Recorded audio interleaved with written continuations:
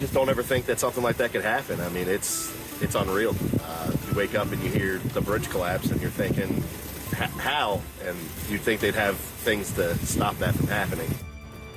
This shift has gone from rescue to recovery. 6 people are presumed dead after the Francis Scott Key Bridge collapsed in Baltimore. Crews are back in the water this morning as officials say it will likely take weeks or even months to clear the wreckage.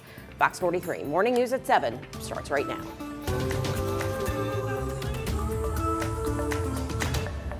We continue to follow the latest from Baltimore this morning, where crews are now back in the water to begin that recovery process. Officials say that 6 missing construction workers are presumed dead.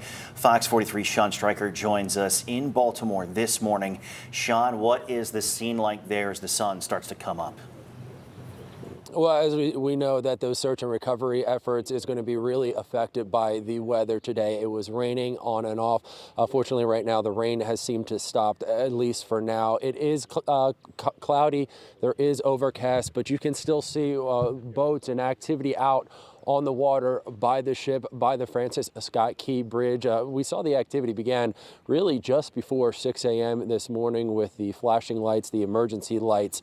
We're about 5 miles south of the Key Bridge on the Patapsco River. One thing that you can't really see that is kind of hard to tell is the sheer size of the bridge. This was a massive bridge and a huge ship. Remember that ship, nearly 1,000 feet long. The bridge, almost a mile and a half across. So it is a huge undertaking to search all of that wreckage. You can see as we zoom in live this morning, the debris, the bridge still strewn, still spread across the bow of that ship, still sticking out of the water, and obviously nearly 50 feet deep, if not a little more, in the channel there. So they have a lot to search, and they want to do so safely. Right now, the weather is calm, as we said.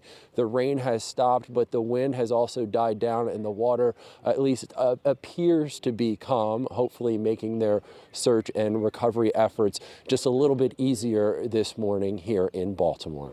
Reporting live, Sean Stryker, Fox 43. All right, Sean, we'll be checking back with you a lot this morning. Of course, there are still a lot of questions. I know yesterday they were talking about still waiting to get onto that ship because they were focusing on the recovery process. So we'll wait to hear from officials later today to see what they have to say about the investigation. Thanks, Sean.